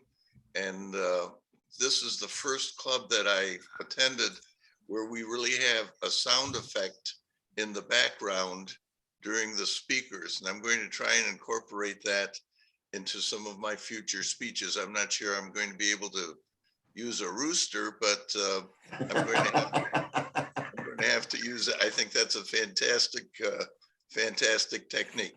All in all, the club did a good job. I enjoyed it. You know, obviously there were a couple of hiccups, but you guys covered everything quite well. So is it all right if I come back? You are welcome anytime. Thank you. Next, Brahm, what are your impressions of our meeting today? Mr. Toastmaster, there are advanced clubs and there are advanced clubs. How do you separate yourself from one from the other? And I see a lot of great things in here, and I think I spoke about that earlier, that there are elements of really differentiating. You are differentiating yourself from those that are just whatever it is. I see a lot of light. I see a lot of differences. I see a lot of ways in which one could grow into better Toastmasters. This is the ultimate goal of someone coming here to attend a meeting. Am I excited? Am I going to take away something I spoke about earlier? Am I going to move forward with this club? Is this going to be beneficial to the club? Is it going to be beneficial to me? And I see a lot of elements of good things in this club. And of course, I know Brahm for a little while, and I know whenever Brahm touches something, it turns magic. He puts in a lot of effort into it. And he is there to serve. Not only Brahm, I'm saying the entire crew in here. How experienced individuals they are. And they continue to bring consistency week in, week out, without letting out any of the things such as, well, let's leave this out, leave that out. But you come to the task and deliver good things each and every week. Continue. And you'll see more growth. You'll see more people coming in because they will talk about what they got from this club. Mr. Toastmaster. Thank you very much, Ram. And that's very key, is that if members come out more energized than they do coming in at the beginning of the meeting, that to me is a very good sign of a very good club. Elizabeth, I know that you're a club growth director for District 71, as you mentioned before. What are your impressions of today's meeting? I have great impressions of the session. I think what I particularly like is that you're true to your name. It's about leadership. And the speeches you gave, the way you modeled yourself, the way everyone carried themselves reflected true leadership. And for me, that's the one thing I think that elevates it to an advanced club, but would also make people come back again and again, because you're giving us something to take away that's very tangible, very positive, and very enlightening. The book that was mentioned, I've already been searching it on Google, something I'm going to buy, I'm going to purchase and read. And I just got some enormous tips. I just think it's a lovely atmosphere. I also love the way you engage guests. I mean, you really want to hear from us, you listen to us. And I think that is also very positive. So as I said, my overwhelming impression when I've been is that this is a club that is of high standard, great encouragement, and I'm hugely inspired by it. So well done, everyone. Thank you, Mr. Toastmaster. Thank you very much, Elizabeth. And Yvonne, all the way from Barbados. Can you share with us your impressions of today's meeting? I often enjoy the meetings. That's why I keep coming. But last week I missed the meeting. I had my Toastmasters was last week and I had to prepare a speech, so I missed that. So I made sure that I am here today. But I enjoy the rich evaluations and everything that y'all do. I enjoy it. That's why I keep coming all the time. Thank you. Thank you very much, Yvonne. And we want you to keep coming back to us. And maybe we could ask you to be a member of our club. We would love to have you each and every meeting. And I believe we missed a couple of the guests. Piali, I think you did participate in the table topics today. Can you give us your impressions of our meeting today?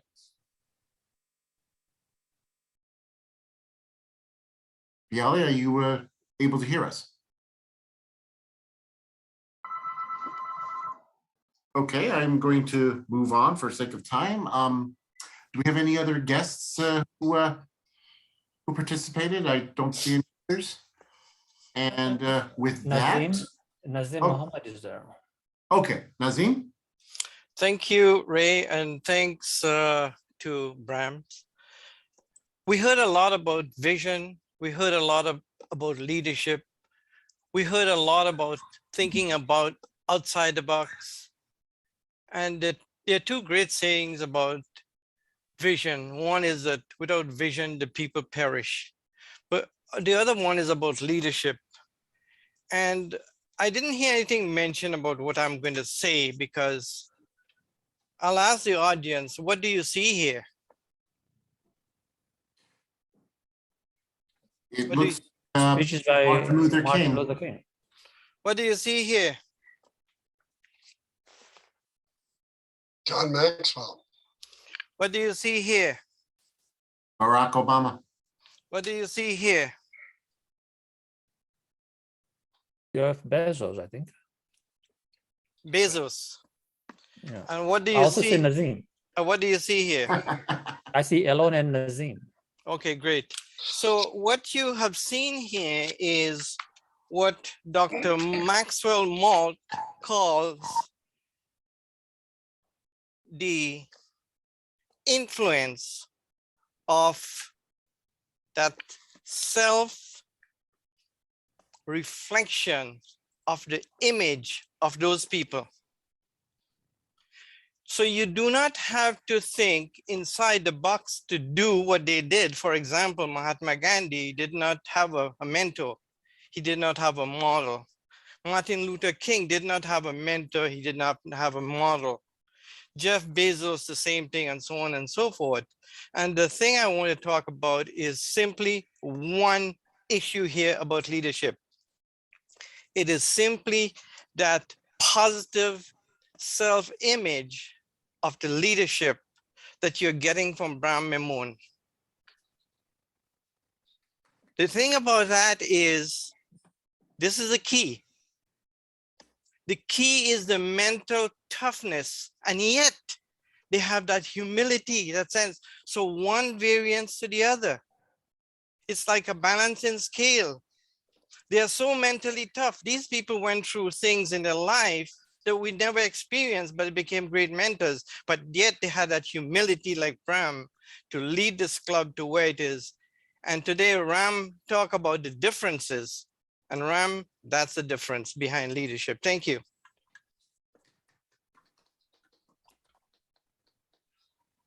Thank you very much, Nazim. And before we conclude the meeting, I would like to turn this over to our club president for some final words. Brent, can you share with us some information about what's been happening with our club? I believe we might have we did accomplish a major goal already for this club. We did. So thank you very much, Ray. First off, I mentioned this last week, but as a club that was chartered in the month of February, we now have added enough members to achieve the membership points for distinguished club status. And in fact, because of that, as well as our educational achievements of our executive team, this club that was founded in the middle of February has already achieved its distinguished level status from Toastmasters International. We're on our way and continuing to work our way to President's Distinguished within the current term. We have some educational achievements that need to happen, which means we really do need to load up every meeting with those prepared speeches from Pathways, because we can do this. And I think as a club founded upon leadership as its core principle and the development of leadership skills, the commitment from our members to load up our meetings with prepared speeches from Pathways in order to help the club achieve that President's Distinguished status within the current term, to do that in under 6 months is going to be that demonstration of self-directed leadership that we're really trying to espouse as a club. So let's make sure that we've got that commitment. The one thing, again, I'll just use this as an opportunity to speak to all of our club members. And first off, I want to appreciate all of our guests here. And of course, any of our guests who would like to help continue to grow this club towards the successful levels of accomplishment that we've been able to, absolutely, please, we will follow up. Our VP of membership will be in touch. But to our members, the one thing that we need is that active, self-directed leadership by filling up those agenda roles well in advance. We shouldn't be struggling to identify who the Toastmaster of the day is with only 4 days before the meeting. We should know who the Toastmaster is next week. In fact, we should really have all roles filled for next week's meeting before today's is completed. So if you haven't already, log into EasySpeak, confirm your attendance to not just next week's meeting, but maybe the meeting after that as well, and look for opportunities to take on speech roles and fill up the entire agenda. If you have not yet been a Toastmaster of the day, now would be a great time to volunteer for future meetings. On that note, I also just want to let everyone know that next week is we belong to, even though this is a global virtual club, we do belong to District 86. Next weekend is the District 86 spring meeting. There will be the speech contest, I believe, virtually held on the Friday. Next Saturday. Friday. Thank you. And then next Saturday, there is the executive meeting, which would also include the voting for next year's district leadership spots. I won't be in attendance at our meeting next week because there is a conflict, and I'll be at the district conference meeting. And then there is an in-person meeting next Sunday. If anybody does live in the District 86 area in Southwestern Ontario, I believe there's still time to register for those meetings. So please feel free, definitely for the virtual ones and for the speech contests. On that note, once again, congratulations to our club for moving forward in such a positive way and moving towards that President's Distinguished status. Congratulations, team. You've done an exceptional job. Let's continue it forward as we keep going here. And lastly, thank you very much to our guests for joining us on this holiday weekend. And on that note, I wish the best to anyone who is celebrating this weekend. And back to you, Mr. Chair. Thank you very much, Brent. We've now have the challenge in front of us. Can this club become select distinguished? Can this club become presidential distinguished? Can we do this in 2.5 months? Our actual deadline to accomplish all that is midnight. That would be in midnight Denver time. That's when the actual last chance to submit our awards. But there's a problem. It's not a big problem. But it's a problem. The Toastmasters International site is renovating itself, and the way to process awards will not be available for a specific time ending on May 8th. So if you wanted to get some information about Pathways projects, do it before April 20th, because that's when Pathways may not be available for you to just register for paths and and get the word. So planning is key. And for all the others, let's see if we can get as many education awards packed in with this club. That's what we need. We need 3 more level 1s, and I believe we need 4 more level 2s, so that we're on our way. So let's pack the speeches in and make sure that we get our schedules with all the roles filled prior to each and every meeting. It's going to be a challenge, but guess what? Leaders thrive on challenges. So let's see if we can all step up in our little way. And with that, do we have anything else to discuss or talk about today? Just let me ask a question. Who would like to volunteer to be the Toastmaster of the week next week? Don't everyone shout at once. Following up on Brent's encouragement there, I am going to do this. I am going to look at the end of today at who has already volunteered to take on roles. First thing tomorrow morning, I'm going to auto assign roles for next week's meeting. And so check on Easy Speak, find out what you've been voluntold to do. Okay, we've heard from Bud Brown, our Vice President of Education. Everybody's going to get a message from him, so we better respond. Okay, that's great. And do we have any other pressing matters for the club or issues? And with that, I would like to go ahead and adjourn the meeting. And if everybody wants to stay, Brahm, if you can keep the we can keep the Zoom link going. Sure. Yeah, of course. That'd be great. Thank you very much. So with that, our meeting is concluded. Please feel free to stay and chat. And for everybody else, let's have a terrific rest of our weekend. Bye bye. Great weekend, everyone. Bye.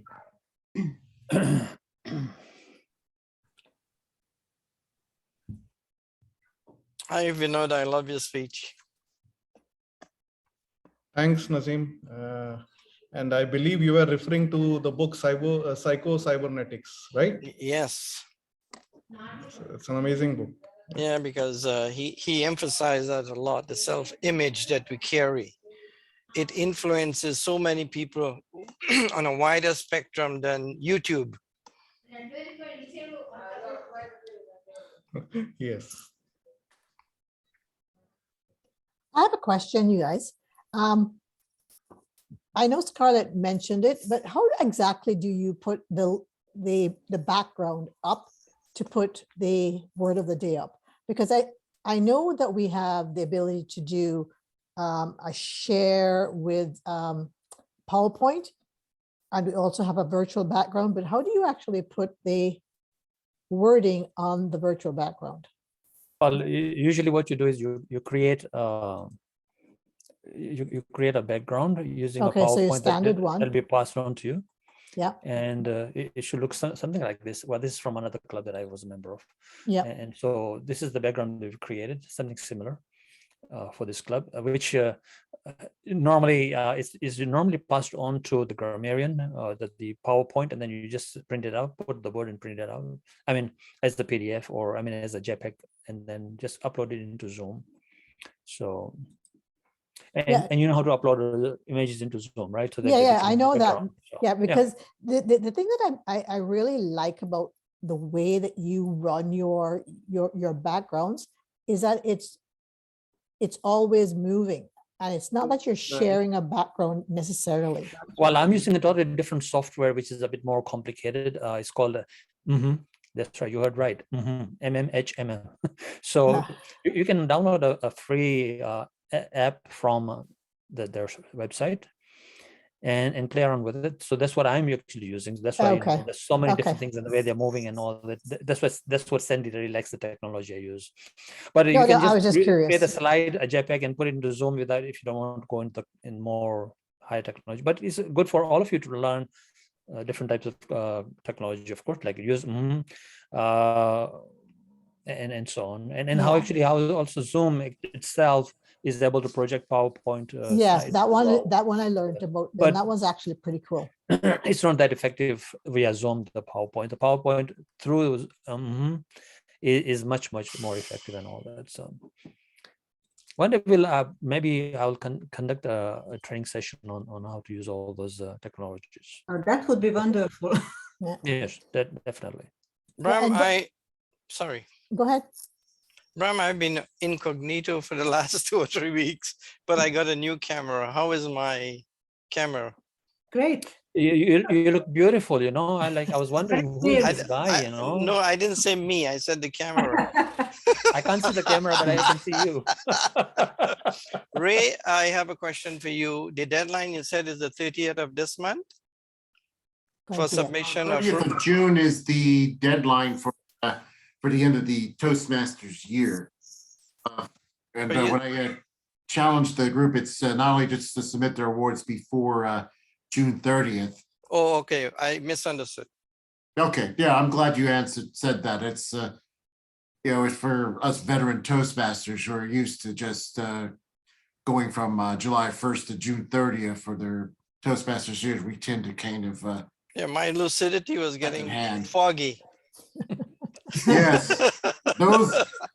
I mean, with all the years going on, Chinese New Year, regular New Year, Toastmasters year, we just celebrated the Tamil beginning of the new year. So it's like any day it seems to be a good day to start a new year. So just trying to keep it all, straightened out is just, it's enough to drive you crazy. I am lucidly the most prevalent guest here on the scene, but unfortunately or fortunately, but I love Brahm's leadership. No offense to Brent, but he's doing a great job. He was offended. He left the meeting. Oh! I don't mean to offend anybody in any way. I apologize. The only way you can correct that is to become a member. I wish I can, because I have my priority right now to write. And like I told you, and you know that. But you're always here, so you may as well be a member, right? Yes, I'll think about it. I'll think about it. Let me think about it. Vinod, what happens when people say, I'll think about it? What do they really mean? Thinking about it never works. It is similar to saying, I will try. My teacher used to say, trying is lying. So Vinod, you've been in sales and sales management just like I do. And when you don't have an answer, what do you do? I'll think about in this part of the world, I'll think about it. I'll try. You say, let me make a note of that, meaning I'll think about it. From Texas, we call that a Texas Tuesday, where you kind of dance around the issue, and you sort of feel like you're almost trapped, like I'm sure, Well, one of my mentors was Tom Hopkins. He wrote the book on how to master the art of selling. And that's the first thing he said. When you don't have an answer, say, let me make a note of that.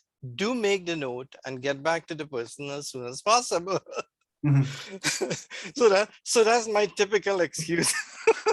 Sorry, Nazim, but an he also excuse. said that, sorry to cut you, but whenever somebody says that, let me think about it, so get a specific date and time from that person. So Nazim, I'm asking you how long it will take for you to decide. True, absolutely true, absolutely true.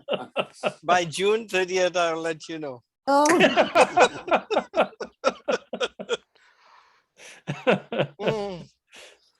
about you, on Ram? June 30th, you'll seriously think about it, what to do. Whether I will move forward or not. Ram, nice to see you. Likewise. Yeah. You're looking younger than Nazim. You're looking younger with your new camera. Your camera is new as you. Right? Give the camera all the credit. That's what I said. So Ram, how about you? Would you like to join this club? It's an invitation. No, I'm like you, Brahm. I don't take too many in membership all over the place. I was a member of 2 clubs, and now I'm down to 1. And I'd like to keep it to 1 until such time. I don't have an answer like Nazim. My answer is very straightforward. Not till June 30th, then I will be able to move forward with other things or not. But I was more interested in the other club that you're starting.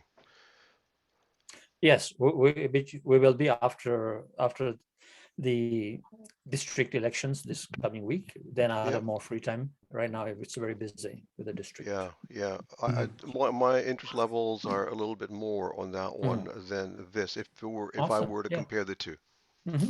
I just do not want to spread myself too much, Brahm, because writing demands a lot. It's a tremendous sacrifice.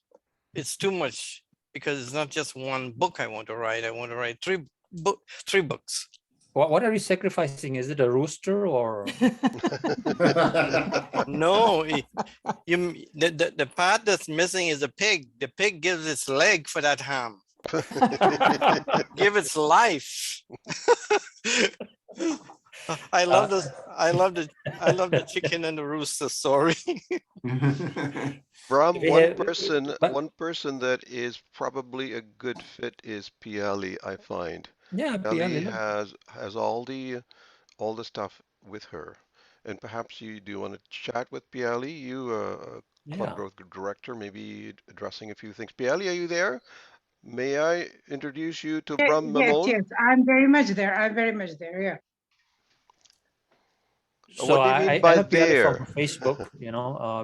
We talk on Facebook all the time with Piali. Good, yeah. And now she's here. All about Aristotle, Plato, and Brahm, right? Yes, I missed your class, Piali. Oh yes, you were a truant. Now you've never been a Toastmaster before, right, Piali? I have been a Toastmaster. I have been a club coach. I have been a mentor. Oh, wow. I have brought in Toastmaster to Nagpur, Maharashtra. Wow. I have introduced 3 to 4 clubs here. I finished my ACG, that is Advanced Communication Gold, and Silver leadership, Bronze leadership. Silver I couldn't because I was not very well, and I don't keep very well to travel out because at the time Nagpur was not a division. Now Nagpur is a division, but I have a lot of things on my plate. So I really don't know whether I will be able to join any functional club, but Toastmaster is in my blood and I love it. I love public speaking. And let me think, not till 30th June, but then let me see. To be in this advanced club, by the way, you need to be on level 3 pathways. Yeah, I am already, but I stopped it. Oh, you're doing pathways as well? Oh, perfect. Yeah, you're eligible to join. I finished third pathways also, but now, for a long time, I have not been in any of the clubs, but I keep visiting to the clubs, and because I keep on doing some of the other activities there, they keep on inviting me. I see. So that's their benevolence and my pleasure. That's it. But yes, I enjoyed it thoroughly today. Although I was traveling, I was out, and because it's a weekend here, and we have to do all the work on these days only. Anyway, but then it was fantastic, Brahm, and everybody. It was fantastic. Anyway, folks, have a beautiful Easter, and whoever is celebrating. And Ray, I think I'm a very bad influence. Everybody is putting their limit to June 30th now. Ray, it's all your fault. What can I say? It's I'm only just the messenger or the tourist from Toastmasters International. They just June 30th, and if they want to be more specific, it's June 30th, midnight, U.S. Central Daylight Time, because that's when they officially turn over the new year. Just after that, so it's technically you can put in your application before or after that time, after you kind of convert the time to your. Is it Eastern Standard Time or Central? It's actually Mountain Time. Actually, it's because the U.S. has 4 time zones in the on the continental U.S. as U.S. like to say it, and then the world gets complicated with all the time zones because we have Hawaii time zone which is about 3 hours behind Los Angeles, for example. Are you from Hawaii? No, I'm actually from Texas, but